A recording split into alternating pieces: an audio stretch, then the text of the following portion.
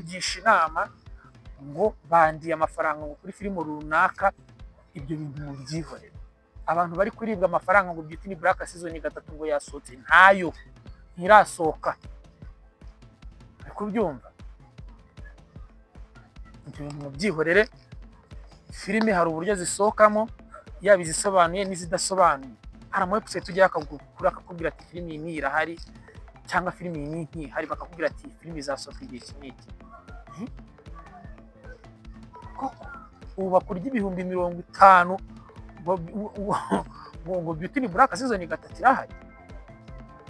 Bateye ku ma TikTok nabo baba bavuga kuri filime zasohotse, akavuga ati filime runaka irasohotse, niba wayikunze nyandikira. Ugasanga uwo muntu kuko gusa nyine uramwandikiye just kuko nawe ntashobora kukwizera ngo kwereze, tuvuge niba ari filime ushaka, umwandikiye WhatsApp, ntashobora kukwizera utabanje kumuha amafaranga. Ugasanga urikoze umuhaye amafaranga yawe yariye, urangije ugiye kunyura DM uhamagaye umuntu runaka ati uyu muntu muramuzi, uyu mudije ukorera kuri TikTok. Ama website agera kuri 28 ubakakanye tugana website zicuruza agasobanuye zimaze kuba website zigera kuri 49. Website 49 zicuruza agasobanuye. Niba utabashije kujya kuri website, genda aho ngo muri quartier tuye, aho ngo mu cyaro kiwanyu cyangwa aho ngaho mu mujyi, mu iyo zone utuyemo, urebe umuketu hicaye ucuruza filime. Uko byagenda kose ntabwo wabura umuntu ucuruza filime ku mashini wemeye kwicara akavuga ati ngiye gushima mashini aha ngaha kubw'ubunyangamugayo abantu banziho, cyangwa telefone yawe cyangwa se flash cyangwa se indi device ureberaho filime, umwegere agufashe, hanyuma abe yaguhereza filime. Kuruta uko wakizera umuntu muri ngo TikTok ngacuruza ngo filime TikTok nta mu disque banners ukorerayo ntawe, sibyo? Umuntu ngo yambwiye ngo filime ngo Rokinga ari gukora ngo yitwa ngo Bon Appetit, ngo yarangiye ngarazifite ngo episode zose ari 12. Izi episode 12 wabanje ukagenda kuri website kwa Roki kureba filime zasohotse kuri website yo kwa Roki n'ubuntu. Genda ujye urebe filime zihari basoye, kuzireba n'ubuntu ukamenya izarizo, ariko ntabwo wemere kuzikora cyangwa ube wazirebera utishyuye abonoma. Ebe kwicana yacu rero uvuga ati filime zasohotse iki cyumweru ni izi ngizi, wenda birashoboka ko hagati mu cyumweru hari zasohotse ntiwabibona. Okay, birashoboka. Ariko wijya kwishinga umuntu kuri TikTok ngo ngo Prison Break ngo season ngi ngo yasohotse, ngo niba ngo utarayibona ngo are you sure? Abangwa n'amafaranga y'ubuginga y'ubugoryi, waranyuze ukajya kwiriguririra abantu hamagara. Kuki ujya gufata umwanzuro ngo ugiye kumamagara ngiye Dani, ugiye kumamagara ngo mbaze ngo filime ni ngo nayibona gute ko umuntu ngo yandiye amafaranga? Kuki utafashe umwanya wo kubanza kumamagara mbere yuko ujya kohereza amafaranga? Tubacuruza filime mu makaritsiye mwabateje imbere, mwagiye mukaba amafaranga, aho amafaranga imbabura zikaka mu ngo zabo bakiteza imbere, kugira ngo agire icyo aguha cyangwa se kugira ngo ugire amafaranga umuha. Hari ibyo uba wagize gute, uba wamubonyeho, ibyo uba wamubonanye aba yaguhaye. Rero kwizera umuntu mu cyuka ngakorera ngo TikTok, ngakorera ngaha ngo namusanze kuri Instagram ngo cyangwa mfite ngo nimero yiwe ngo nayikuye ngo kuri filime, ngo namwandikiye ngaramwira ngo filime ngo runaka ngarayifite. Ibyo mu byihorere. Niba wariwe wiza kudutakira, wiza kubwira umuntu ngo byagenze gute, ahubwo mbere yo kutekereza kuza kumutakira banza umuhamagara umugisha inama mbere yo kujya kohereza ayo mafaranga. Umusobanuzi ngo witwa Feyi avuga ati se nimero ye akoresha ni nkani, ugasanga nimero umpaye, ugasanga niyo umwana w'iburasirazuba iyo ngiyo yamaze abantu, yitwa Feyi no kuri Instagram yitwa Feyi, cyangwa yitwa Bida Gereti no kuri Instagram, cyangwa ugasanga umuntu yitwa Junior Giti, kandi uwo muntu mu by'ukuri ntabwo ari we nyawe. Biro kujya kwizera uwo muntu ngo ugiye kumuhikira, making sure neza ko uwo musobanuzi yagize gute, yaje ukamubona akakurika ibyangombwa by'uko ari uwo musobanuzi koko. Cenga mugira gutekereza icyo cyano numva nanakigiranye na Feyi. Iyo case nawe yarahuye nayo y'abantu bamwiyitirira, ba Junior Giti bo ba Roki bo bararize barihanaguye. Ugasanga umuntu aragutuburiye, arakwandikiye WhatsApp, afashe ifoto ya Roki ayishyire kuri profile, arakwandikiye ngo ni Roki, nawe ujye urizeye ngo ni Roki, ngo ni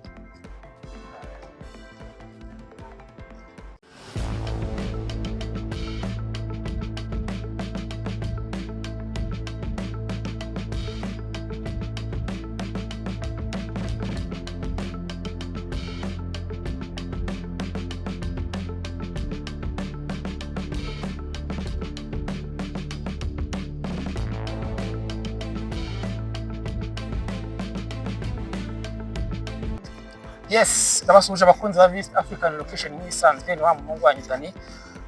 Uyu munsi rero bisa nkaho hari ibintu bibiri tugiye kuvugaho. Ikintu cya mbere nje kugira ngo mbashimire ukuntu mukomeje kungereka mu gihe kingana n'ukwezi kumwe n'icyumweru kimwe aba subscribers bagera hafi 800 ndetse n'urukundo muri kugenda munyereka. Bisa nkaho nta kiganiro wenda nari nakora mu giforopinge byibuze kigire munsi y'aba views igihumbi cyangwa se kijye munsi y'amasaha 20. Ni urukundo cyangwa se icyizere wenda mukomeje kutugirira, ariko cyane ndabashimira by'umwihariko kuri session ya filime ziba zasohotse buri cyumweru. Ni session iba buri wa kabiri, filime muri kuzireba utuvugana. Hari ikiganiro kimaze kuzuza hafi aba views 20,000. So rero ni ibintu byiza, navuga ngo nabashimira. Tumaze gukora video 16, tumaze ukwezi n'ibyumweru hafi 2. Rero navuga ngo urukundo muri kutwereka byandi twiyemeje ko byibuze mu gihe kingana n'amezi 3 tuba tumaze kuba monetize, tumaze no kubona ibisabwa byose. Nyine biracyashoboka cyane dukomeje kuri ritime turiho. Ikindi cya kabiri nje kuvuga ni ku butubuzi bwateye muri iyi minsi. Ubutubuzi bwateye muri iyi minsi, hari abantu bagera nko muri 4 bateye ku ma TikTok, nabo baba bavuga kuri filime zasohotse, akavuga ati filime runaka irasohotse, niba wayikunze nyandikira. Ugasanga uwo muntu kuko gusa nyine uramwandikiye just kuko nawe ntashobora kukwizera ngo kwereze tuvuge niba ari filime ushaka, umwandikiye WhatsApp ntashobora kukwizera utabanje kumuha amafaranga. Ugasanga urikoze umuhaye amafaranga yawe yaririye, urangije ugiye kunyura DM hamagaye umuntu runaka ati uyu muntu muramuzi, uyu mudije ukorera kuri TikTok.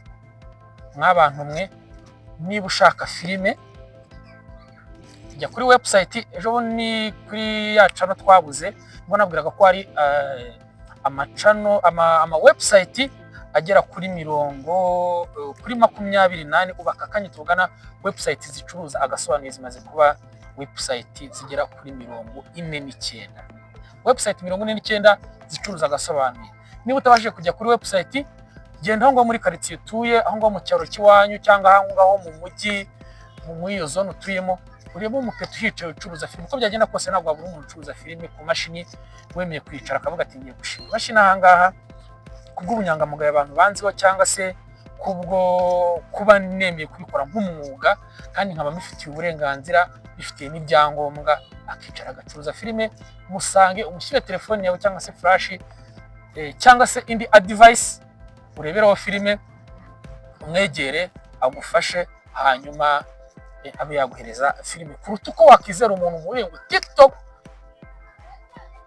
ngacuruza ngo filime uramwizeye ngo ugiye kumwohereza amafaranga, hanyuma ari iminsi 2 iminsi 3 uhamagara ngo uyu muntu ngo usanga uciye DM yanjye cyangwa uciye DM y'undi muntu, uyu muntu ngo namuhaye amafaranga, ngo nyereka ama screenshot, ngo namuhaye amafaranga wanyije ngo filime ngarazima ngakorera ngo TikTok ngo ntiyazi.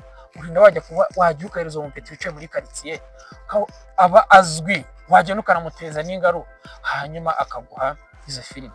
Cyangwa se niba ari umuntu runaka musanzwe muziranye muvugana online kuri WhatsApp, ufite uko mwahuye wenda ufite no kumwizeye, muhereze ayo mafaranga, izo filime aziguhereze WhatsApp. Ariko abantu muri kwibirwa kuri TikTok mwoka byaramwe, mwigira abantu mwitwara mu mutwe, cyangwa se ngo uvuge ngo aba disque banners ngo bakora kuri TikTok. Nta mu disque banners ukorerayo ntawe, sibyo? Umuntu ngo yambwiye ngo filime ngo Rokinga ari gukora ngo yitwa ngo Bon Appetit, ngo yarangiye ngarazifite ngo episode zose ari 12. Izo episode 12 wabanje ukagenda kuri website kwa Roki kureba filime zasohotse kuri website yo kwa Roki n'ubuntu. Genda ujye urebe filime zihari basoye, kuzireba n'ubuntu ukamenya izarizo, ariko ntabwo wemere kuzikora cyangwa ube wazirebera utishyuye abonoma, sibyo? Abantu bibabeshya. Genda kuri website kwa Be The Great, website ebyiri, ure filime zasohotse nizi, urebe ku ma website y'abandi bantu, genda kuri channel yacu uzurebe kuri channel yacu rero uvuge ati filime zasotse iki cyumweru ni izi ngizi, wenda birashoboka ko hagati mu cyumweru hari zasotse ntiwabibona. Okay, birashoboka, ariko wijya kwishinga umuntu kuri TikTok ngo ngo Prison Break ngo season ngiyi ngo yasotse, ngo niba ngo utarayibona ngo are you sure? Wagiye kuri internet cyangwa ukareba undi muntu wundi ubaza mbere yo kujya kuvuga amafaranga ngo ugiye kwishyura amafaranga, reba undi muntu uhamagara umubaza maze ati filime ni ko ari kumbwira ngo yasotse, koko yasotse, aguha amakuru avuga ati yasotse cyangwa ntiyasotse.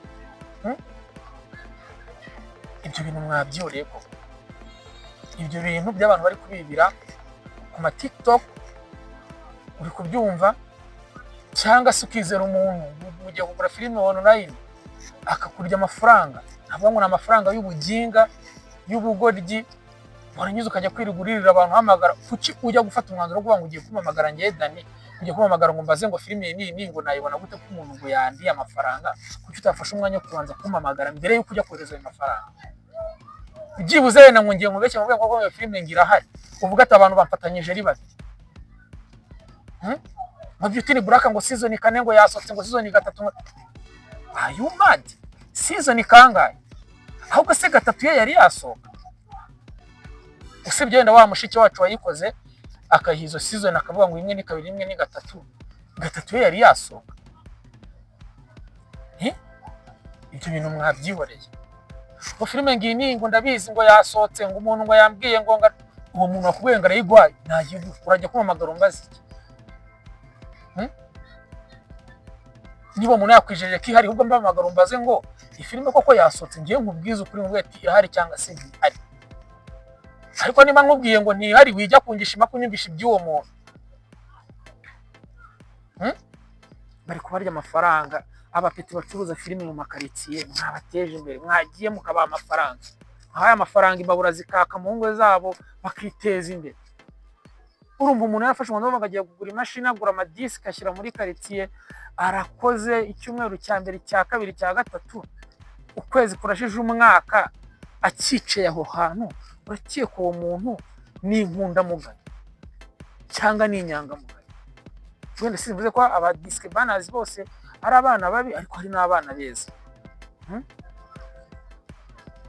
Ashobora wenda kuba afite udukosa runaka, afite udufite runaka, ariko uko biri kose kugira ngo agire icyo aguha cyangwa se kugira ngo ugire amafaranga umuha, hari ibyo uba wagize gute, uba wamubonye, ibyo uba wamubonanye aba yaguhaye. Rero kwizera umuntu mu cyuka ngakorera ngo TikTok, ngakorera ngo aha ngo namusanze kuri Instagram ngo cyangwa mfite ngo nimero yiwe ngo nayikuye ngo kuri filime, ngo namwandikiye ngaramwira ngo filime ngo runaka ngarayifite. Ibyo bintu mubyihorere, byihorere. Niba wariwe wiza kudutakira, wiza kubwira umuntu ngo byagenze gute, ahubwo mbere yo kutekereza kuza kumutakira banza umuhamagara ngo byinshi inama mbere yo kujya kohereza ayo mafaranga. Ukumva umuntu araguhamagaye ngo njyewe ngo hari umusobanuzi ngo witwa gutya ngo runaka ngo wandiye amafaranga ngagiye kunyamamariza itisende, umusobanuzi ngo witwa Feyi, ahubwo ati se nimero ye akoresha ni mani, ugasanga nimero umpaye, ugasanga niyo umwana w'iburasirazuba iyo ngiyo yamaze abantu, yitwa Feyi no kuri Instagram yitwa Feyi, cyangwa yitwa Bida Gereti no kuri Instagram, cyangwa ugasanga umuntu yitwa Junior Giti, kandi uwo muntu mu by'ukuri ntabwo ari we nyawe. Biro kujya kwizera uwo muntu ngo ugiye kumuhikira, making sure neza ko uwo musobanuzi yagize gute, yaje ukamubona akakurika ibyangombwa by'uko ari uwo musobanuzi koko, sibyo? Umuntu ngo yandenga ibihumbi ngo 500 ngo agiye kunyamamariza, gute ufata amafaranga 500 ukayoreza umusobanuzi, uwo musobanuzi atigeze agera ku kazi wawe ngaze ngo arebe ibikora? Uri kubyumva? Wenda sinzi amasezerano mwagiranye ukuntu yari ameze, wenda ngo mwagiye kwa noteri n'urugero, wenda wasanga mutanagiye yo da, ariko nawe gira amakenga. Ese kuki utabanza kuvuga tereka mu ba disque banners bose uzi wenda bagera no 5 cyangwa 10, avuga ati wazancakiye nimero y'umusobanuzi runaka, niba guha nimero 3 z'umusobanuzi runaka, uko byagera muri izo nimero 3 hazaba harimo uwanyawe. Ntago abantu bazahurira kuri nimero y'umusobanuzi runaka umwe kuri nimero imwe, umve ko abantu bose bakubeshya ngo feyi. Uwo mufeyi utavuga nka feyi, ni mufeyi bwoko ki? Mujye mugira amakenga, mugira gutekereza. Icyo kibazo numva nanakigiranye na feyi, iyo kesi nawe yarahuye nayo y'abantu bamwiyitirira. Ba Junior Giti bo ba Rocky bo bararize, barihanaguye. Ugasanga umuntu aragutuburiye, arakwandikiye WhatsApp, afashe ifoto ya Rocky ayishyire kuri profile, arakwandikiye ngo ni Rocky, nawe ujye urizeye ngo ni Rocky, ngo ni ibyo bintu mubyihorere. Uri kubyumva?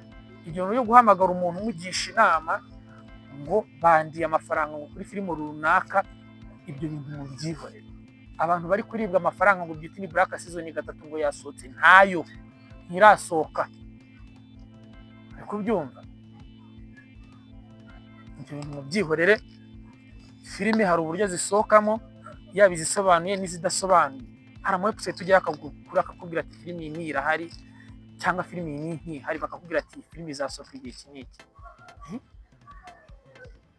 Koko ubu bakurya ibihumbi 50 ngo Beauty ni Black season 3 irahari. Bakurya ibihumbi 3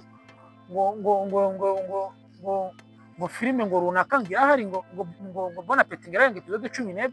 Yewe iki kiganiro ngikoze hamaze gusohoka episode 11, habure episode imwe ngirangira. Ibintu mwabyihoreye. So rero uyu munsi ngiye kwara kubashimira, ariko nanakebura abantu bagura filime online, mugombe mujye mwitonda.